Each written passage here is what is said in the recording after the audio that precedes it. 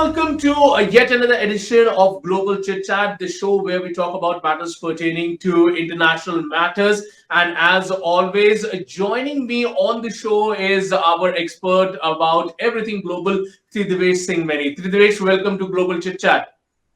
Thank you very much. Thanks a lot. So, Tridivesh, today, on the show, it's quite jam-packed, and let's start with what is happening there in China and the Iranian president, coming to China and then meeting a Chinese Premier Xi Jinping. How do you view this? With Pakistan totally in the bag of China, and now even Iran palling up to China. So do we see this kind of a new nexus being built on a global platform for China, and of course, how is it going to affect India? Okay, so let's first start off with the US-Iran relationship, over the past few years. So if Right. you look at it, I think it is the withdrawal of the US, from the JCPOA, from the Iran nuclear deal, which actually left Iran with very limited options. So even the predecessor of Ibrahim Raisi was quite reasonable, in fact, vis-a-vis the West. But obviously, the sort of US withdrawal from the JCPOA that created economic challenges for Iran. And in fact, we all know even during COVID, Iran had massive problems, right? Now, so that was the first step whereby Iran was left with limited options. So it did move closer to China. In fact, interestingly, when the JCPOA was also signed, because Right. obviously, if you look at the P5+1, China is also one of the signatories to this. China was the first one which wanted to cash in on this also. So President Xi Jinping was one of the first international leaders to visit Iran, right? So now, so one was the US withdrawal. Then after that, if you look at the development of the past couple of years, during COVID, how the sanctions impacted Iran, relief and all that. Then the expansion of Iran's nuclear program. Then if you look at the Russia-Ukraine war, so this has ultimately left Iran with limited options because as not just the US but even other Western countries, E3 countries, right? They have also been saying that Iran's expansion of the nuclear program obviously will be a major impediment to the revival of the deal. In that context, Iran was left with very little space. Now, Right. the only thing was that okay, the Russia-Ukraine war gave them a bit of a breather because they were able to sell oil, and the US had relaxed sanctions. In fact, it was believed that after the Russia-Ukraine war, you know, it's possible that they've come up with some working sort of arrangement, and not exactly the 2015 version of the deal, but both sides will come up with the middle path so that a lot of countries which were likely to have problems, can actually buy oil from Iran, Correct. and even Venezuela was also done. Now, obviously, things didn't pan out that way, and even the US President Joe Biden, it was believed that he would also give priority to the revival of the Iran nuclear deal. Now, Right. in his initial months in office, this was a priority, but gradually began to face opposition. There were other foreign policy challenges, and as Iran expanded its nuclear program, and as the problems between Iran and Israel, the tensions in the Middle East, and then some of the tensions, even some of the Gulf countries also objected to the US, sort of reviving this 2015 version of the deal because it will threaten security in the Middle East. So the space for that was reduced. In the meanwhile, China and Iran, they signed a 25-year strategic agreement, which includes cooperation in terms of infrastructure, in terms of energy. Uh, some of the projects also overlap, obviously, with the Belt and Road Initiative. And there are also provisions for security cooperation. Now, this visit was basically to take that forward. This is the first visit of the current Iranian president to China. It is to take that forward. If you look at the meetings, he's met senior officials. Obviously, he met with the president and the Chinese premier. Now, what was the thrust? The focus was firstly, obviously, in the bilateral relationship, taking this agreement forward. Number of agreements were signed, and even in things like to enhance trade, tourism, and obviously trade has witnessed a rise in recent. Correct. Even non-oil trade has risen. The West has suspected, has said that China is actually buying oil from Iran, and Mhm. illegally against sanctions and so on and so forth. So that is one part of it. But both sides said that basically, and Iran had also said, has also been prepared for a while, that if there is no revival of this deal, we'll focus then on building our economic relations with China, with Russia, and so on. So Correct. now the Chinese president, first of all, he spoke about the fact that other countries should not interfere in the internal affairs of Iran. Then he Mhm. spoke against both China and Iran. They spoke against sanctions. Now, what is the interesting part? The interesting part is that, in spite of all the tensions between the West and China, the West is using China as a sort of intermediary with regard to the nuclear deal. And that point was made actually by Xi Jinping, that Correct. the revival of the deal. That was what he was alluding to. So what I'm trying to say is that it's again, as we've been discussing, we can often look at things only in binaries. But while there are a lot of propelling factors Right. for Iran, Russia, China trilateral.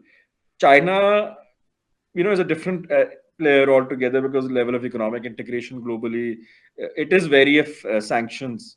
It does try to circumvent them, but it is at least public. It wants to give the perception. So this Correct. whole thing we need to uh, look at that. Yes, we can often conclude that this, for instance, this visit could give right. Yeah, and one of the reasons actually why Western countries have also been, apart from the expansion of the nuclear program, some of the other Western countries, they've also been saying that Iran has been selling drones to Russia, which have been used against Correct. Ukraine. Now that has been a major problem. Then obviously there have been various developments in the Middle East, and then the violent suppression of the protests, Correct. in the aftermath of the The Muslim, anti-hijab protests that are taking place in Iran. that happened, and so a number of senior officials were sanctioned during that, and it's after that last year now, US, as a result of that, they've also started sanctioning companies, which include some Indian companies also, which have been trying to sort of, which have been buying Iranian oil and then selling it to other parts of the world and all that. So there's a very complicated sort of situation, but I think Right. it's in the interest of both Iran and the Western world that sort of middle ground is found, because Iran also cannot only depend upon China, as we've seen countries who have only been dependent upon China. Correct. We are seeing in the neighborhood what is applied. But on the other hand, it is not just countries which are close to China, but I mean, a perfect example is India, for instance, which has close relations with the US, Correct. right? Which wants uh, a good relationship with Iran as well, because so uh, in this complicated sort of geopolitics, it's important that the middle path is found. And yes, I mean, at least the US should relax certain sanctions, and Iran also should be more should act responsibly and try to address the concerns of others. It cannot only, Absolutely. given the state of its domestic economy, it cannot just look at things from a very zero sum perspective, and that applies to the US as well. And I think Biden has very limited time now, and True. room for maneuver. So some innovative out of the box solution needs to be found. Very true. What you very aptly put, that Biden really has a very well the clock is definitely clicking for Joe Biden there, because 2024 is just around the corner. Elections are going to take place, and by the looks of what is happening in the US, the Biden administration's rating has been falling drastically with the Mhm. American citizenship. So we have to see that how does that shapes up for US. But now moving on, talking about the US, so we have seen that just a few days ago there was this kind of not a very huge skirmish, but kind of a very small skirmish that happened between China and Philippines. One of the Chinese destroyer pointed its lasers towards a Philippines ship, and after that there was this kind of Chinese a Coast Guard statement. ship and Yes, exactly. Statement and a coming out of Philippine Joe Biden patrol saying that vessel. they will protect the sovereignty of Philippines. So once again, this whole China's role in geopolitics, trying to trying to poke the bear over there once again with the US, and this time with Philippines. We have seen in the past with Taiwan also, flying its jets over the Taiwanese airspace just to provoke some response out of the US. So how do you view this? That now is Pakistan, is China once again trying to provoke United States on the front with the Philippines, and where does this exercise is going to take place next? Okay, so we know, I mean, if you look at the developments, if you look at the foreign policy of the current incumbent, the current president, Philippines, it's very different from his predecessor, like we discussed last time. Now, obviously, he is saying that he wants a good relationship with China, and even while some important defense agreements were signed in Japan, he categorically said that these were not targeted at China, right? Right. But if you look at some of the steps, like we had discussed earlier, also, I think that, for instance, the US has got access to important military bases under an agreement which they'd actually signed earlier in 2014. And some of those bases are very close, actually, to within, sort of 200 miles of Taiwan, if you look at some of the military bases, right? Now, Right.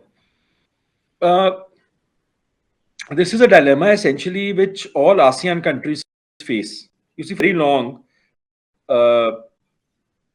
as when the ties between the US and China were manageable, the ASEAN countries managed to strike a fine balance.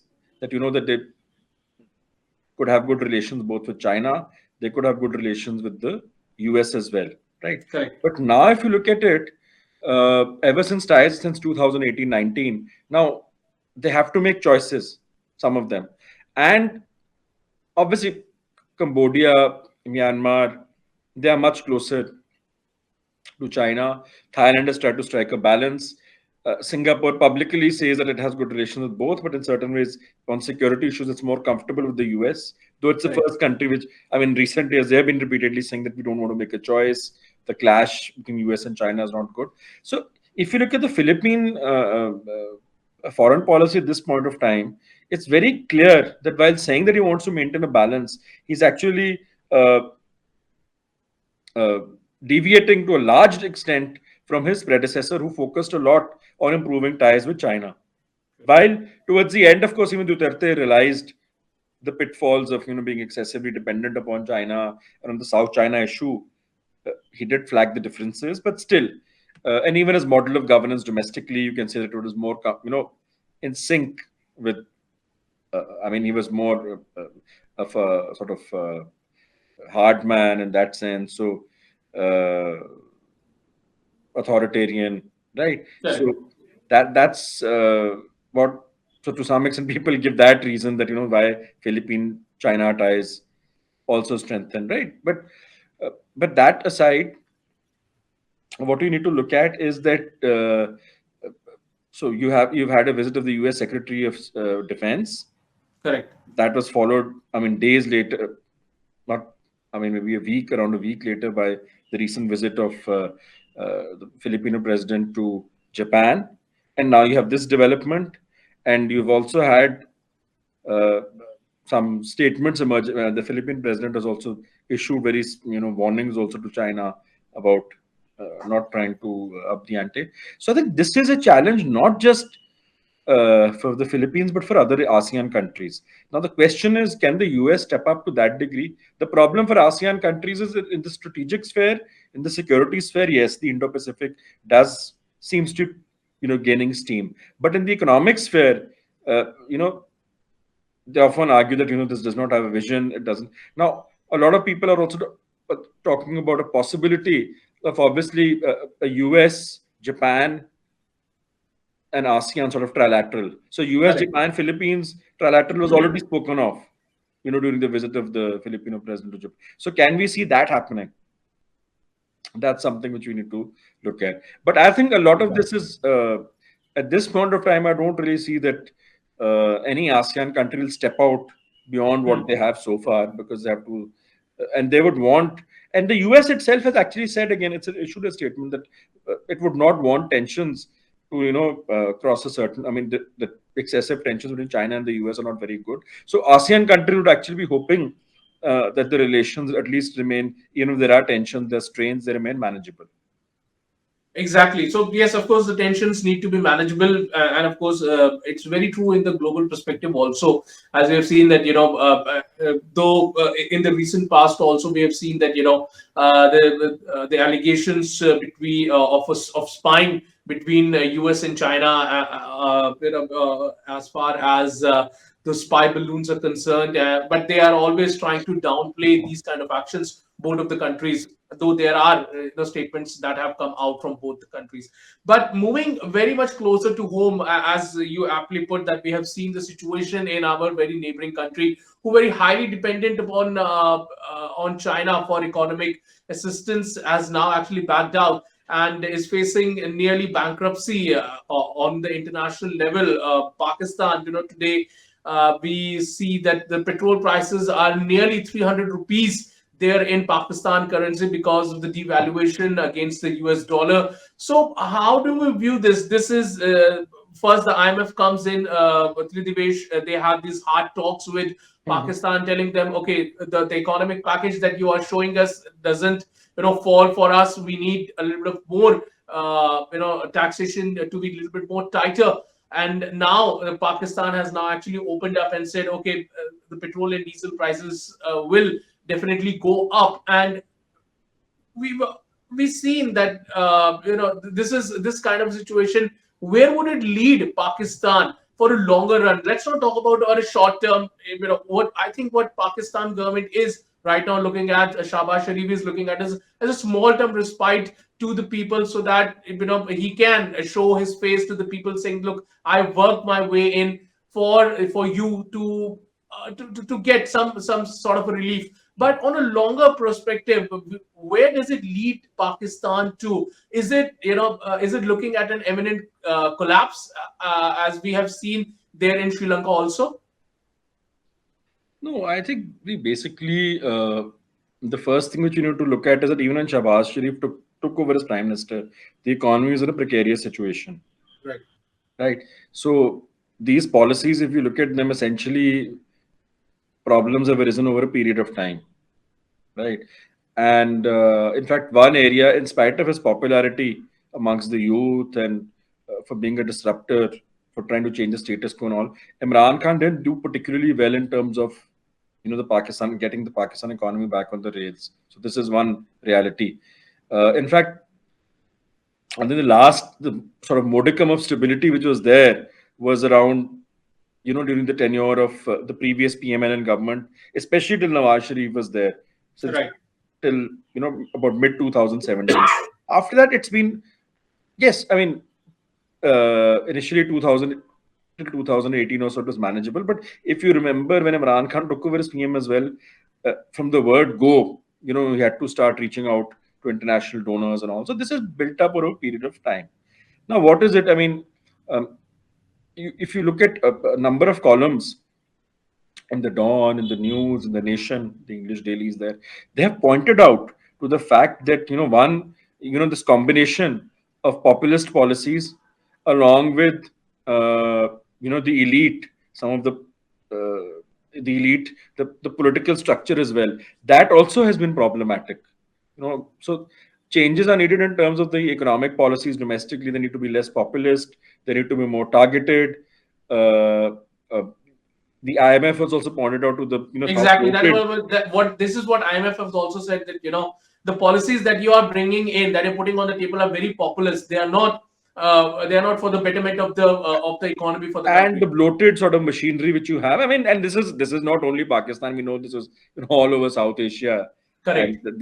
I mean, obviously the degree and the scale is different. And then the other problem, I mean, the political issue is also the relationship between the military and the civilian government. That is another issue which is to be. I think a very long. Uh, Pakistan has, this whole thing of being a rentier sort of state, of being dependent upon external assistance. You've had leaders who often said that let's not, let's get out of this. And to be fair, there have been leaders who tried to do that. And I think till if you actually look at even the economy of Pakistan till first, I mean, till the late 1970s, and then later on, even during General Musharraf's time, the economy was doing reasonably well for whatever reason. I mean, but Correct. you can say that a lot of money, but that money has been coming for very long.